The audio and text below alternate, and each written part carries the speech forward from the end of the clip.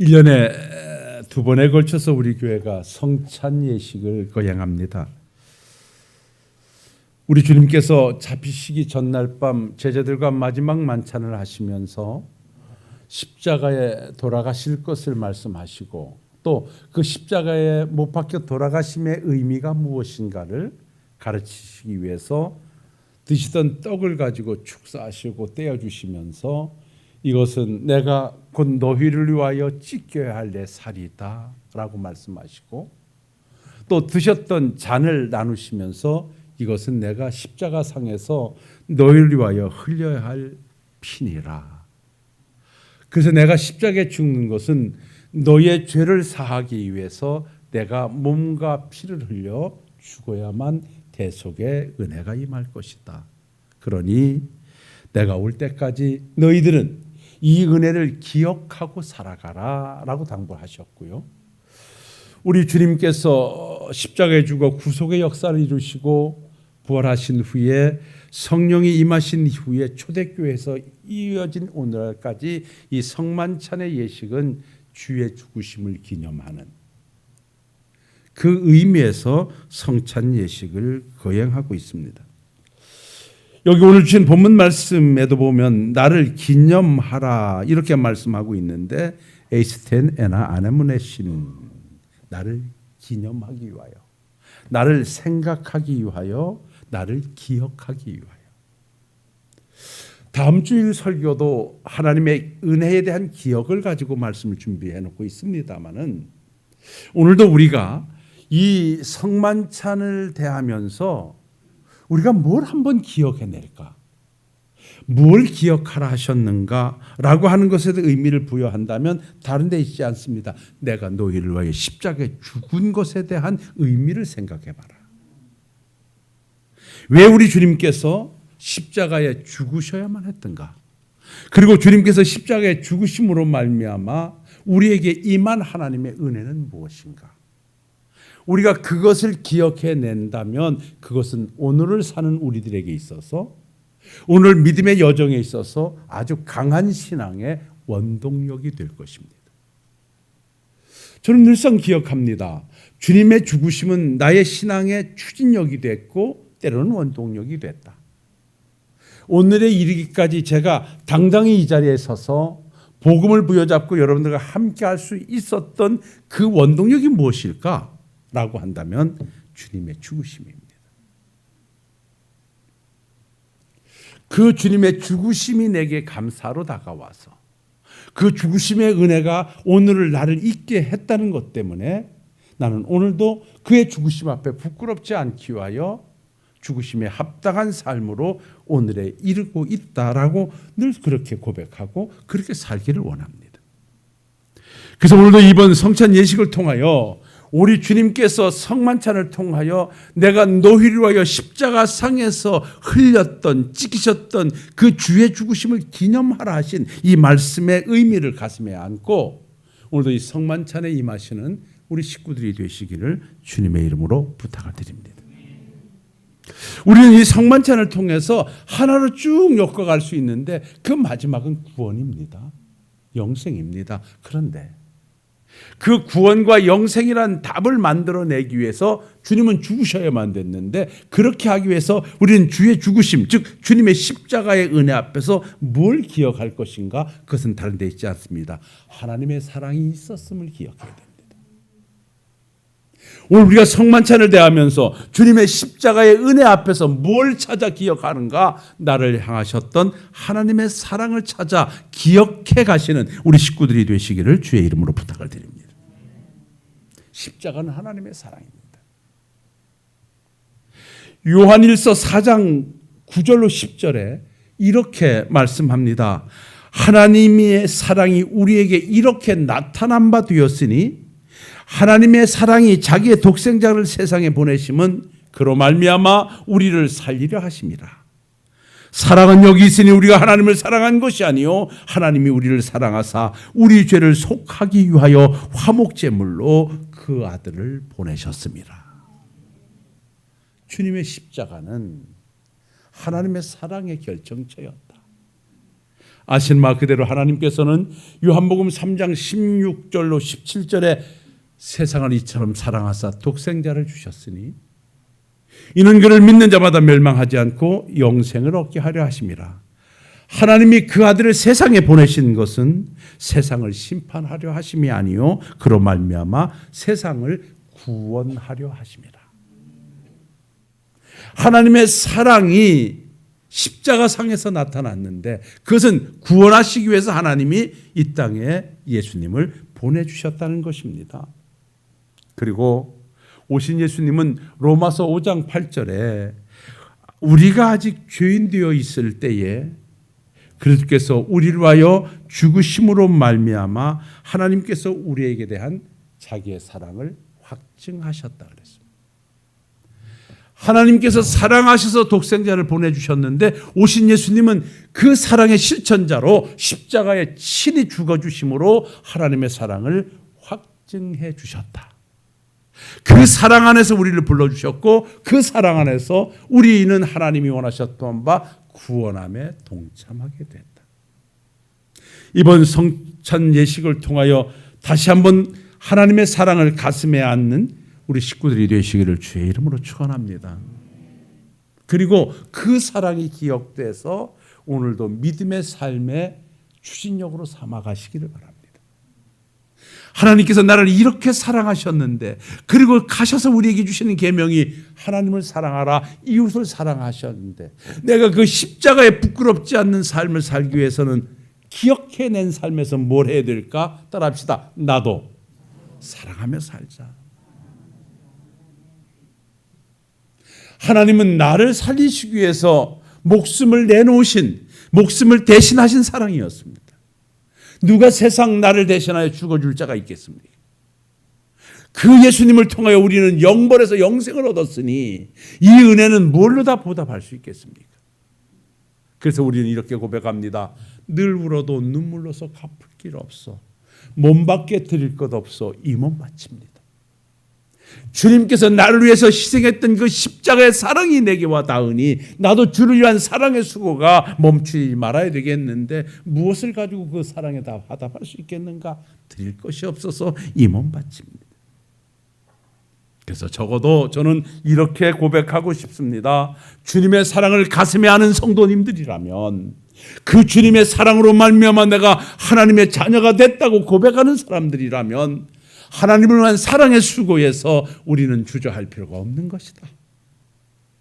더 많이 사랑해야 되는데 사랑할 수 없음이 안타까울 뿐이지 사랑해야 하는 것 때문에 부담을 느끼거나 사랑해야 하는 것 때문에 세상 것에 치우쳐서는 그거는 주의 사랑을 입은 자의 모습이 아니다. 그래서 우리 모두는 그 하나님의 사랑을 가슴에 안고 할 수 있는 것에 최선을 다하여 그 사랑을 실천해 가시는 우리 사랑하는 식구들이 되시기를 주의 이름으로 축원합니다. 그것이 바로 주의 죽으심을 기억해내고 살아가는 성도들의 삶의 모습입니다. 그리고 우리가 이 십자가의 은혜 안에서 두 번째로 기억할 것은 무엇인가? 그 십자가의 죽으심에는 우리를 향한 죄 용서함이 있었습니다.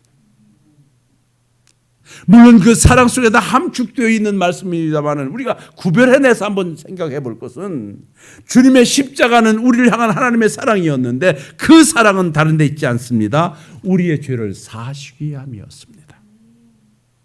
그 로마서 3장 23절로 24절에 이렇게 말씀합니다. 모든 사람이 죄를 범하였음에 하나님의 영광에 이르지 못하더니 그래도 예수 안에 있는 속량으로 말미암아 하나님의 은혜로 값없이 의롭다 하심을 얻은 자 되었느니라 말씀합니다. 십자가의 은혜로 말미암아 칭의되어진 자들입니다. 구원의 서정에서 하나님 우리를 선택하십니다. 그리고 하나님의 방편으로 부르십니다. 부르시고 상상할 수 없는 하나님의 방법으로 우리를 거듭나게 하십니다. 거듭나게 하심으로 하나님의 말씀이 아멘으로 박아지고 말씀 속에서 하나님의 나라를 보고 말씀 속에서 구원을 봅니다. 그래서 그 말씀 속에서 하나님과 예수의 십자가를 보게 되니 죄인됨을 고백하게 되고 고백하고 나니 믿음이 만들어집니다. 그 믿음이 우리 하나님 앞에서는 의롭다 여기는 칭의가 돼서 그 믿음으로 말미암아 우리는 의로운 자가 돼서 구원함에 동참합니다. 그런데 의로워서가 아니라 의롭다 선언해 주신 은혜이기 때문에 그렇습니다.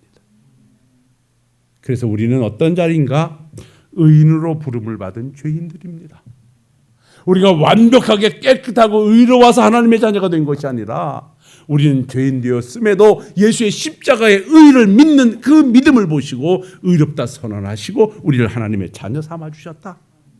그래서 십자가에는 죄 용서가 있음을 우리는 기억하고 살아야 됩니다. 그러면 십자가 안에 주님의 죄 용서가 있다는 데서 우리는 어떤 삶을 함께 살아야 거기에 부합된 삶일까? 죄와 멀어지는 삶을 살아야 되는 것이고 용서하는 삶을 살아야 된다고 하는 답을 우리는 써내게 됩니다. 우리가 다시 죄와 더불어서 죄와 죄 중에 알면서 거하는 삶은 주님은 십자가에 못 박는 죄를 계속해서 범하는 것입니다.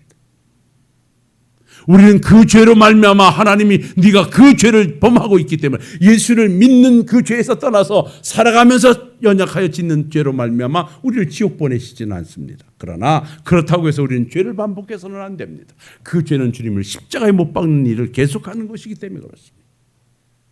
그래서 우리의 삶은 거룩한 삶, 구별된 삶으로 하나님의 이름을 거룩하게 드러내는 삶이 우리의 삶이 되어야 하는 것은 물론이거니와 관계 속에서는 함께하는 사람들과의 관계에서 주로부터 용서받았으니 용서하는 삶을 사는 것이 십자가에 부합된 삶인 것을 기억하시는 우리 식구들이 되시길 바랍니다.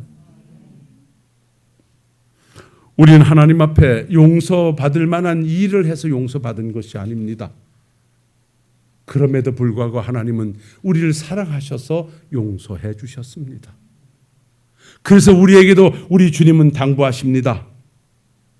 너희들도 내가 너희들을 용서해 준 것 같이 용서하며 살아가라고.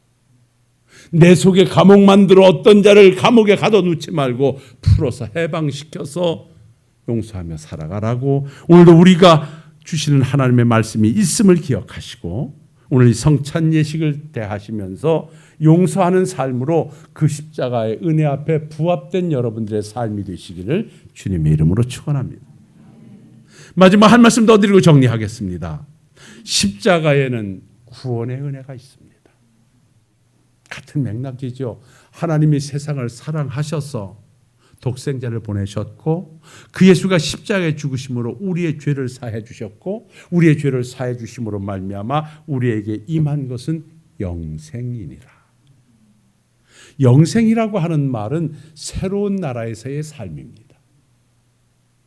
영생이라고 하는 것은 하나님과 함께하는 삶입니다. 그러니까 오래 사는 것을 영생이라 하지 않습니다. 그것만 부합되지 않습니다. 그러니까 영생이라고 하는 것은 미래 세대의 삶을 말하는 것이에요. 우리는 하나님의 은혜로 부름을 받아서 구원함에 동참하여 우리는 성화의 과정을 지금 걷습니다. 이 성화의 과정이 끝날 때 우리는 영화로운 구원에 임하게 될 테인데 그건 주님의 재림과 함께 만들어집니다. 그 영화로운 구원이 임할 때 우리는 새로운 나라의 삶이 우리에게서 아름답게 만들어 그것이 바로 신천지입니다. 근데 이놈들이 신천지라는 말을 써서 우리가 못 씁니다. 내가 그랬죠. 동무라는 말이 참 좋은 말인데 북한 사람이 먼저 써서 우리가 못 쓰고 신천지라는 말이 참 좋은 말인데 다들이 해서 우리가 못 쓰고 선점을 뺏겨버렸어요. 그러니까 영생이라고 하는 것은 새로운 나라에서 하나님과 함께하는 삶이 영생이에요. 무엇으로 말미암아? 이 십자가의 은혜로 말미암아. 그래서 요한복음 3장 16절이 여기에 부합된 것이지요. 하나님이 세상을 이처럼 사랑하사 독생자를 주셔 이는 그를 믿는 자마다 십자가의 죽으심을 믿는 자마다 멸망하지 않고 영생을 얻게 하려 하심이라. 그런데 여러분 감사한 것은 이 믿음 역시 하나님이 우리에게 주신 선물로 말미암아 믿게 되는 것이다. 여러분 그래서 오늘도 우리가 감사하면서 이 성찬을 대할 일은 내가 주의 죽으심을 전혀 의심하지 않고 아멘으로 믿을 수 있음이 감사의 이유가 되시길 바랍니다. 정말 세상으로부터 우리가 너무너무 감사한 것은 내가 하나님 아버지를 아버지라 부를 수 있고 예수님의 십자가의 은혜를 아멘으로 받아들일 수 있고 그 예수를 믿어 구원함에 동참한다는 믿음이 내게 만들어져 있음이 얼마나 감사한 일인 줄 모르겠어요. 이거는 사람이 만들어낼 수 없는 거예요. 여러분들이 오늘 거침없이 아멘으로 화답하고 거침없이 주님이라고 고백하는 것은 성령이 여러에게 임하셔서 성령으로 말미암아 하나님께서 주신 은혜로 말미암아 고백할 수 있음에 대해서 다시 한번 감사하시면서 오늘 이 성찬 앞에 부끄럽지 않는 삶을 살기 위해서 여러분들의 삶의 현장에 사랑의 수고가 멈추지 않는 믿음의 여정이 되시기를 주의 이름으로 축원합니다. 우리는 데살로니가 성도들의 신앙을 아름답게 봅니다. 그들은 소규모의 성도들이었지만 그 마게도냐 지역에 소문이 파다하게 퍼졌는데 그들의 아름다운 신앙의 모습이었습니다. 근데 그들의 신앙의 모습 속에서는 믿음에는 역사를 가져왔고 사랑에는 수고를 가져왔고 소망 가운데 인내하는 삶이었다고 설명합니다. 그 중에서도 사랑의 수고라고 하는 말씀을 뽑아보면 그 데살로니가 성도들은 예수를 믿는 데 있어서 어떻게 예수를 믿었냐?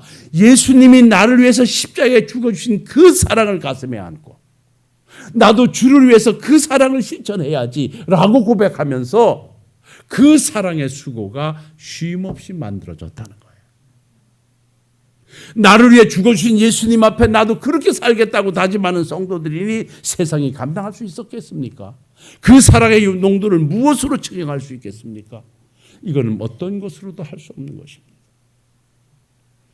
이 험악하고 암흑한 세대에 우리가 믿음을 지켜내고 우리 교회가 아름다운 모습을 갖춰가려고 하면 사랑하는 우리 식구들이요, 하나님께서 나를 사랑하셔서 독생자를 보내셨고 그 예수가 십자가에 죽어 나를 사랑해 주셨던 사랑을 가슴에 안고 그래서 구원함에 동참한 은혜를 가슴에 안고 오늘부터 누구보다도 앞장서서 예수님을 사랑해 가시는 우리 식구들이 되시기를 주의 이름으로 축원합니다.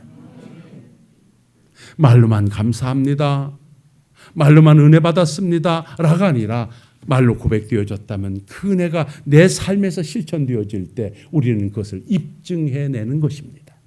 그래서 사랑하는 성도 여러분들이요, 할 수 있는 것이 무엇인지를 찾아 하나님의 일에 동참하며 하나님의 나라의 아름다운 일에 동참하며 그 거룩한 뜻을 펼쳐서 이 십자가 앞에 그리고 주님의 성찬 앞에 부끄럽지 않는 멋진 우리 식구들의 삶이 되시기를 주님의 이름으로 축원합니다.